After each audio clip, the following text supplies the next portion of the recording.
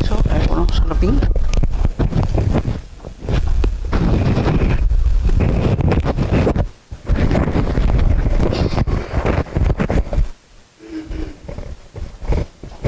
Ajá. Ahora es más práctico. Salvo que me saque el saco ahí, sí. Aló, aló, ¿se escucha? Bueno, disculpen, para poder estar más cercano, y creo que el estar entre ustedes me lleva a que realmente mejor didácticamente podamos acercarnos, poder conversar, porque la idea es que realmente podamos participar, de que nos toca un promedio de 3 horas conversar algunos temas que tienen que ver con derecho de familia. Bueno, ya les han dicho nuestro director, la señorita también. Yo tengo el cargo de juez superior desde el año 2011 acá en esta corte. Trabajamos en el tema de sala civil, de tal manera que el tema de derecho de familia es justamente lo que nosotros queremos vivenciar el día de hoy. Comentarles que en materia de familia pues están sucediendo cosas grandiosas, ¿no? Eso es lo que vamos a ver el día de hoy.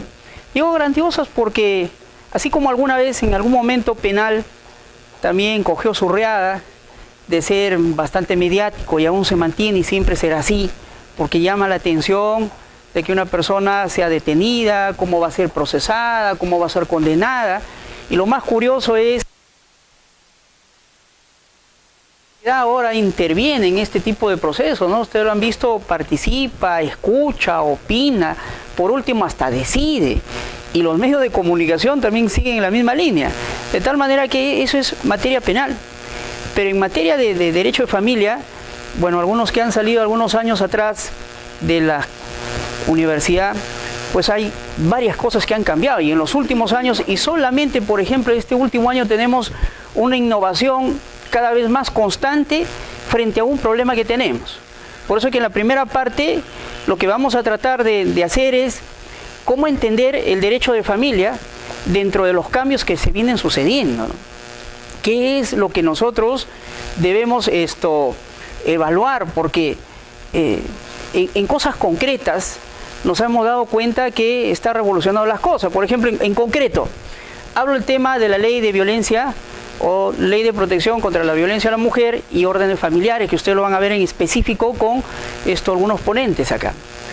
Y ahí uno va a mirar que hay varias cosas que de repente entendemos como que hay situaciones que no se están apreciando muy bien. Primero, por ejemplo, tiene que ver con los principios que hay detrás, ¿no? Hay principios que la ley ha tutelado que tiene que ver, por ejemplo, con el interés superior del niño. Y entonces, todo tiene que mirarse desde estas personas que nosotros las consideramos más vulnerables. Frente a eso, la medida de protección que tiene que darse no solamente es de parte, o sea, no lo va a solicitar los que intervengan. Tiene que hacerlo el propio juez de oficio. Y es ahí cuando de repente es un reto el que, por ejemplo, tenga que poner alimentos desde el inicio como una medida cautelar, ¿no? Frente a eso, hay personas que sienten, dicen, no, pero acá este es un tema unilateral. Por eso es que a veces, ya lo van a estudiar ustedes, la primera pregunta que se hacen es, ¿qué cosa es la medida de protección? ¿Es una medida especial? ¿Es una medida autosatisfactiva? ¿Es una medida cautelar especial? ¿Qué cosa es de qué estamos hablando?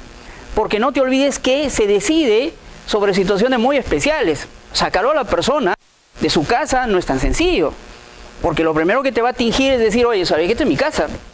Ni siquiera es de mi mujer, o es de mi papá, o es de mi mamá, así que en todo caso que se vayan ellos, y tú le vas a decir tercamente como juez, no, yo he dicho que te... Y entonces pongo la medida. Frente a eso la gente entiende y dice, a ver, ¿cómo comprendemos esto? Que me estén sacando de mi propia casa. Y lo peor que a veces estamos encontrando ahora es que la gente está usando, como ve que este es un procedimiento rapidísimo, para resolver hasta sus conflictos que debería llevarse, por ejemplo, en civil. Hay hermanos que están discutiendo la casa, entonces es fácil ir a decirle que me ha golpeado, me ha visto mal y entonces lo saco. Eso lo van a estudiar, ¿eh? Y de tal manera que hay que ser bastante cautos en lo que viene sucediendo. Lo que sí es verdad es que ahora tiene que privilegiarse el tema de los derechos fundamentales.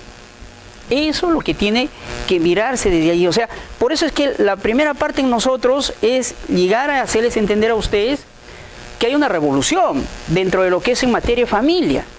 Por eso es que lo comparaba al inicio con penal, que es mediático, ¿no?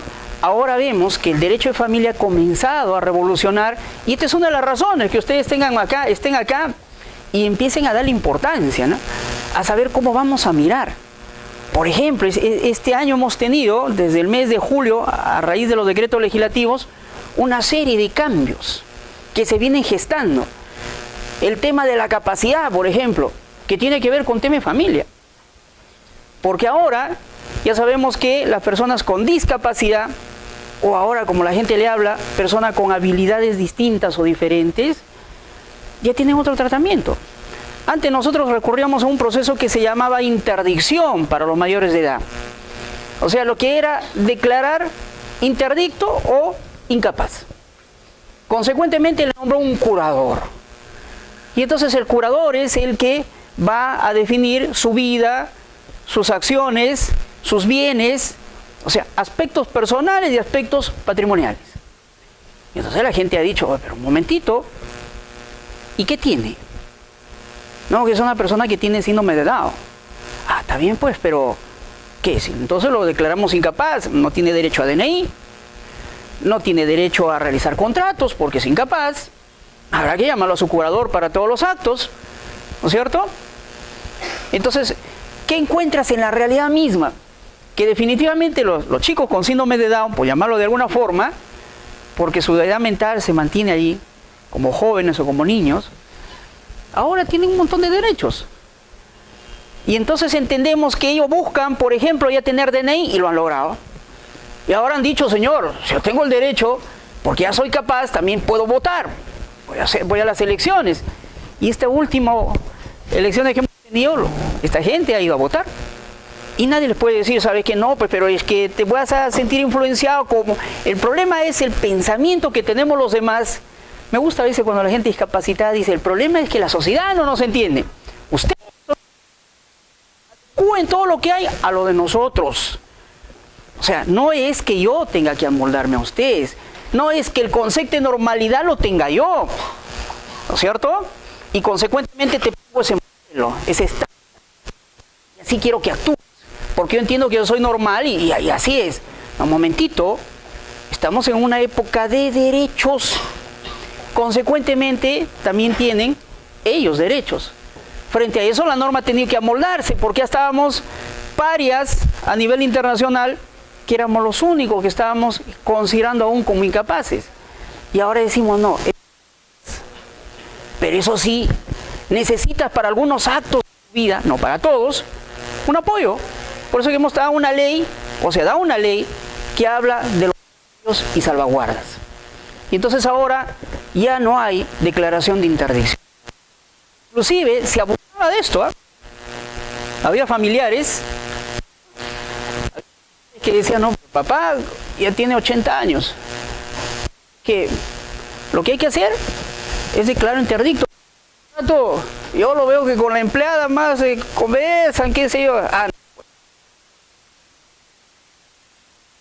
¿Qué es lo más real? La gente a veces piensa que porque está con uno de los hermanos, entonces lógicamente ese hijo es el que va a favorecer, ¿no? Y frente a eso iniciaban su proceso de interdicción. Yo trabajaba en Cajamarca, yo recuerdo que metían hasta las rondas. Le decían, ¿sabes qué? Plum, hay que sacarlo al hermano porque al papá porque el hermano está influenciando. Y lo peor es que a veces ocurría porque fallecía y al final decía, no, ya me vendió el papá, ¿eh? Aquí está. Y entonces tienes tú un problema. Un notario que de repente dijo, pero usted certificó la capacidad de esta persona. O sea, empezó a manejarse el tema de que la capacidad, pues la persona tenía que ser incapaz. Ahora la norma ya no es así. Por eso es que todos los procesos que hemos tenido de interdicción, hemos tenido que ir adecuando.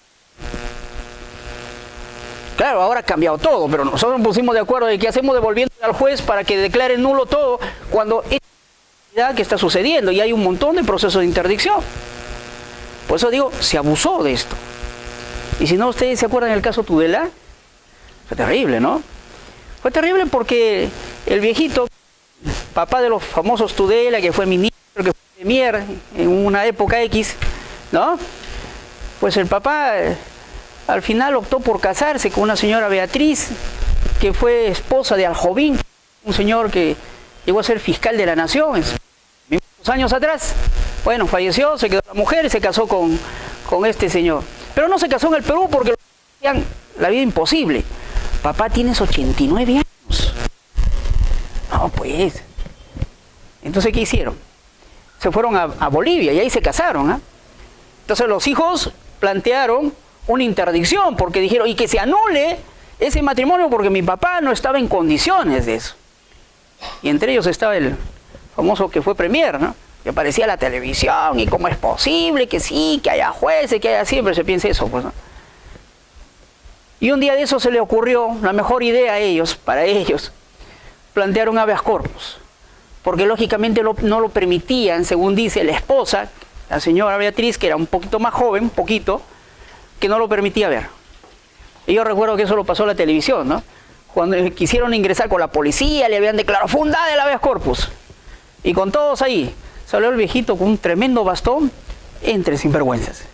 A ver, acá, soy, a ver si tú dices que soy incapaz. ¿De qué estamos hablando? O sea, se acabó tu habeas corpus. Él decía, ¿sabes qué? Yo me casaba y se acabó, prevalece. Ahora, ¿ellos qué cautelaban? No sé, porque ese es otro tema.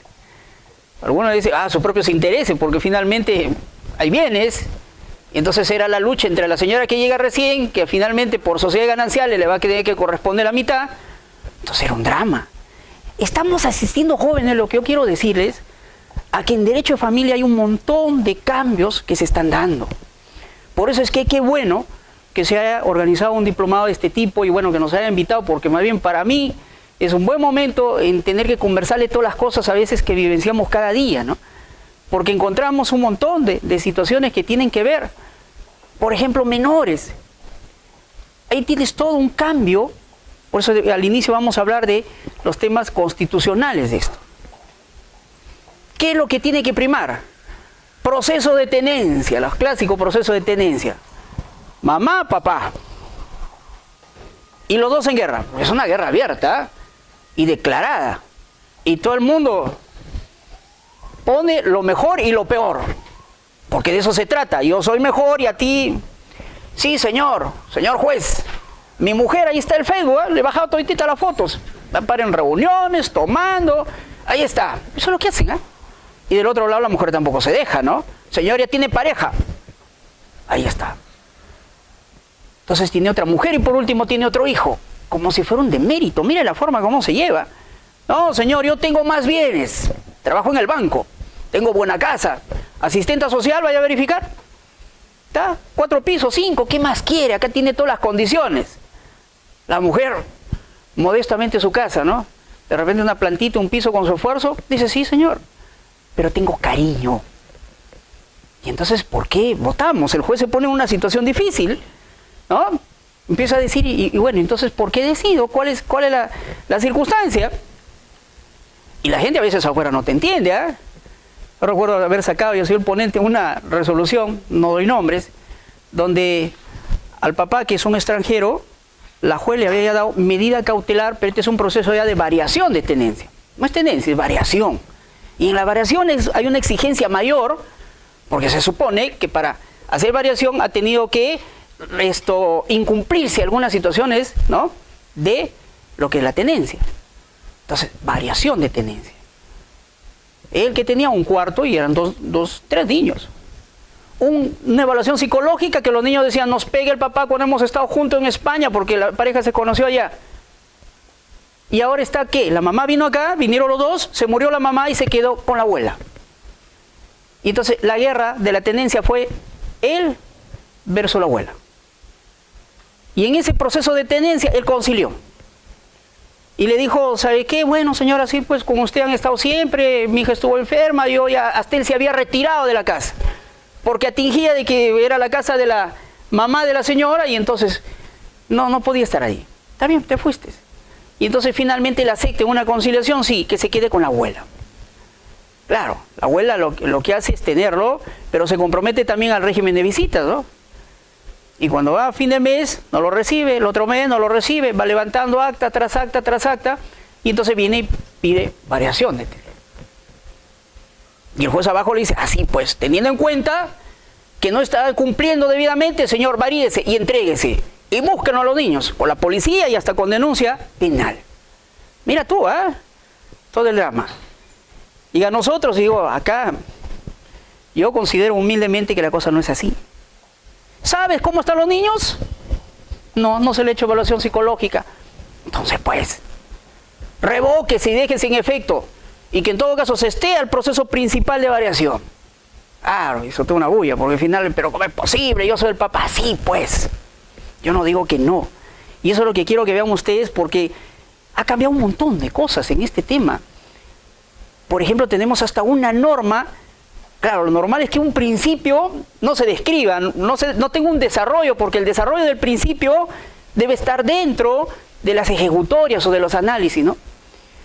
Pero es tan importante, como me refiero al principio de interés superior del niño, que ha salido una ley de cómo debe entenderse el principio de interés superior del niño. Y entonces acá viene una cosa en estos temas. Ya no interesa ni A, ni B, ni papá, ni mamá, ni papá, ni abuela, no. Interesa el menor. Ahora, en la nueva concepción, es un sujeto de derecho. Consecuentemente, tiene que analizarse desde su óptica. ¿Qué es lo que le conviene y le corresponde a él? El problema está allí. Esa es una tarea no tan sencilla.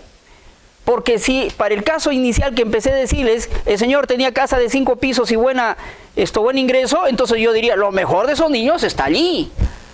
Por Dios. Cuando a Farfán lo demandaron por primera vez por alimentos, futbolista que ustedes lo conocen, bueno, primero hizo una conciliación, ¿no? Y se fue ante notario, legalizaron y todo. ¿Cuánto? 900 soles. La señora, una mujer de la Victoria, claro, el niño estudia en un colegio del Estado, de repente tienen hasta los programas del Estado, ¿no? Cualiguarma y todo eso que hay. 900 es una felicidad, porque si alguien le dan 100 soles por acá, de repente se siente tranquilo, ¿no? 900 será una buena cantidad.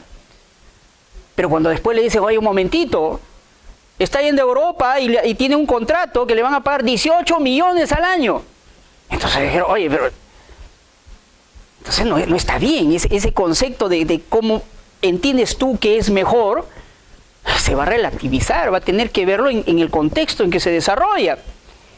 Y el juez tendrá que preferir, por eso que me parece interesante el esfuerzo que ha hecho la norma, mejor hablo así de la norma, de querer desarrollar el interés superior del niño, ¿no? Ahora ya nos ha dicho, oye, ¿sabes qué? Es un principio, es un derecho, es un principio procesal. O sea, es todo. Porque esa norma no solamente está en el Perú, está en la Convención de los Derechos del Niño. Y ese es otro tema que vamos a empezar acá, sino que esta es una pequeña introducción para que se vean cuán importante es que miremos ahora derecho de familia, ¿no? Y eso que no me he metido a temas que son más graves, ¿eh? Como por ejemplo el tema de lo que es vientre de alquiler, que lo llaman por ahí, o maternidad subrogada. Entonces encuentras ahí un tema y ¿ahora qué hago? ¿Qué empezamos a ver allí? ¿Qué es lo que vamos a analizar? Hemos tenido un caso último de una pareja de chilenos que ha venido al Perú y que lógicamente han fertilizado, ¿no?, con el espermatozoide de él y el óvulo de la señora, que ni siquiera entonces la esposa del chileno es la verdadera mamá biológica, ¿no?, sino que es la señora que es vientre de alquiler. Y entonces lógicamente ingresan un 31 de julio, cuando esos niños habían nacido, porque le dan su certificado de nacido vivo, y ustedes saben que eso entra al sistema inmediatamente, ¿no?, 2 días anteriores. Claro, pero como no lo han inscrito, se van y lo inscriben a su nombre. Pero a la hora de salir, lo detecta, si hay algunos acá que trabajan en el RENIEC sabe, lo detecta el sistema. Le dice, oye, pero un momentito, tú ingresaste el 31 y te está llevando unos niños del 28. Claro, a partir de ahí la fiscal saltó, pues, ¿no? Dijo, trata de menores, delito. Claro que más allá de eso, y hay un tema religioso que al final, bueno, eso lo hemos visto por los medios, ¿no? Porque dijeron que era muy cristiana, muy pegada. Ese es otro tema que hay que ver. Que en derecho de familia, mucho ha estado influenciado por temas de estos conceptos religiosos. Y entonces, cuando empezamos a quitarlo de allí, empezamos a divagar. ¿Y qué es lo que hacemos? Por eso que al final hoy día, en la parte de resoluciones, vamos a analizar el caso chileno de Atala Rifo, donde es fabuloso, porque a partir de ahí demarca la nueva concepto de familia que manejamos. Claro, el Tribunal Constitucional ya se empezó a decantar por un concepto de familia, que lo vamos a ver, solamente en todo caso lo repito allí. Porque normalmente dice, pero ¿cómo una persona lesbiana puede tener a cargo sus hijos? Primer tema, ¿sabes qué? Ya está incapacitada para eso. Y el colombiano es lo mismo que me decía en el caso. La señora que lo tiene, sus hijos son homosexuales. Y llevaba testigos que sí, que los chicos... Pero para cualquiera en su razonamiento dice, sí, pues es un riesgo, ¿no? Pero ese es el problema, que ese es un prejuicio. Pues. Felizmente que ahora estamos trabajando en este tema de derechos y estamos entendiendo que tenemos que cambiar de concepción, porque el derecho de familia no podemos generar esos prejuicios, sino definitivamente vamos a estar en una situación fatal. Es como el tema de violencia, ¿no? Los estereotipos son... Ustedes lo van a ver cuando desarrollen eso. Yo he sido varios años juez en la sierra y eso era. He sido juez de familia, juez civil. Y la gente, mujeres muy acendradas en su cabeza de decir, mi esposo tiene derecho a pegarme, mi marido tiene el derecho de golpearme, porque tiene que corregirme. He hecho cosas malas. Y ahí viene el tema, ¿de dónde? O sea, históricamente empiezas tú a revisar y desde tu Génesis, en la Biblia, empiezas a mirar, ahí está el problema. No le estoy echando la culpa, porque yo también soy católico, sino a que voy, cuánto se queda pegado a los estereotipos y no salimos. Y cuando pensamos, por ejemplo, acá en el tema de la unión civil, que siquiera, digo que siquiera mínimamente es reconocer algún tipo de derecho, entre comillas, se vuelve difícil. Y entonces la gente te saca y dice, no, con mis hijos no te metas, haz lo que quieras con los tuyos. Y creo que dijo bien una señora el otro día, que tenía sus hijos homosexuales, y también le dijo, ¿sabe qué? Pero tampoco se meta con los míos. Así que respetemos, esto es un estado de entender las cosas. Entonces, en derecho de familia hay muchas cosas que tenemos que nosotros revisar. No, que estaba pensando en que más o menos los meta a ustedes en el tema, para que vean cuánto hay que cambiar los conceptos, hasta el concepto de matrimonio, ¿no? De cómo tiene que ser, la razón de ser, por ejemplo, del divorcio, la aplicación del principio de autonomía de la voluntad de los integrantes. Si esto era un acto privado entre José y María, pues la decisión de José y María de decir, ¿sabe qué? Hasta aquí nomás, debería respetarse, ¿no? Pero nosotros hemos tenido un Estado católico que ha tenido que decir no. Solamente frente a una cosa grave. Y frente a eso hemos creado un Código Civil que ha creado etapas. Primero separación de cuerpo, después divorcio. Y les juro, en mis años que tengo yo ahorita de 16, 17 años de magistrado, no he visto, más incremento los 5, 6, 7 años de abogado, no he visto un proceso de separación de cuerpo. Porque la gente en la práctica se separó hace años. Y lo único que está haciendo es formalizar en un tema de divorcio. Y entonces hemos creado, por ejemplo, la separación convencional, una primera sentencia donde admites, ¿no?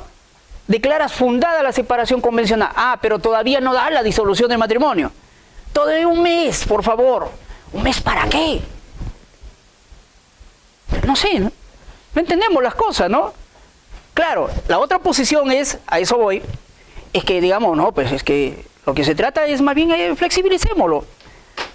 Y pongámosle, por ejemplo, en otras legislaciones, cojo de repente Chile si lo tiene, España, que de repente siempre nos miramos en algo con ellos, los pactos prematrimoniales. Y hablo solamente de esta familia romana germánica, de la cual nosotros participamos. O sea, está establecido los pactos.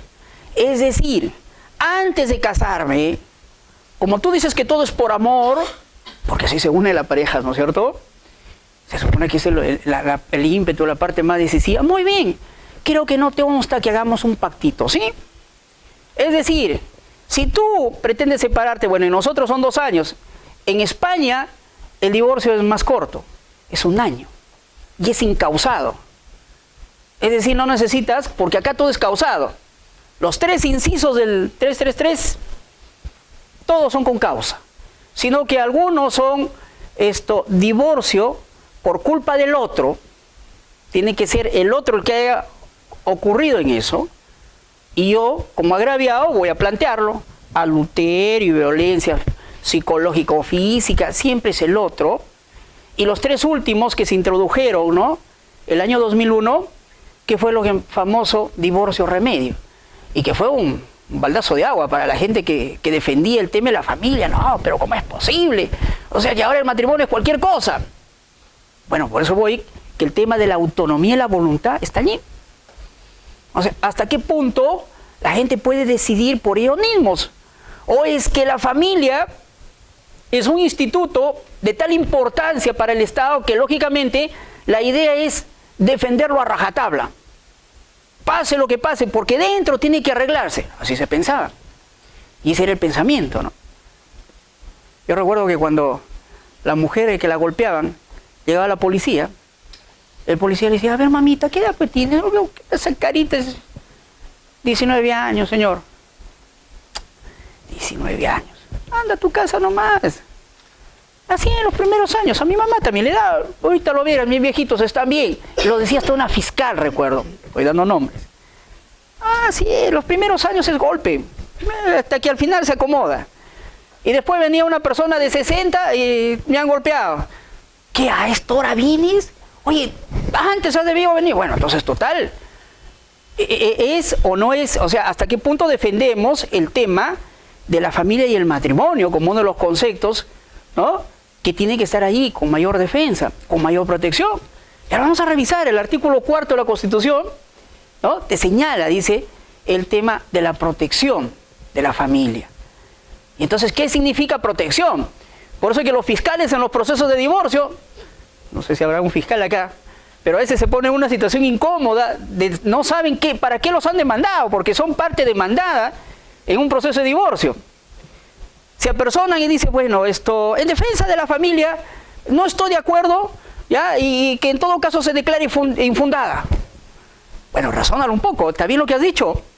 Mira, es decisión de uno, porque está diciendo que definitivamente ya no se cumplen los deberes y funciones maritales. ¿Qué pretendes? Y peor, si nos vamos al caso concreto, una pareja que esté 40 años separada y cada uno con su familia, todavía como fiscal vas a decir, sí, pues me opongo a la... Momento, ¿no? Y empezamos a reflexionar, felizmente que ahora ya he entendido, nuestros colegas, con el máximo cariño, se apersonan y dicen, me sujeto a lo que decide el juez. Ah, más bonito, ¿no? Por lo menos estamos en una situación donde esa es una posición más interesante. Pero fíjense usted lo que sucede entonces, ¿no?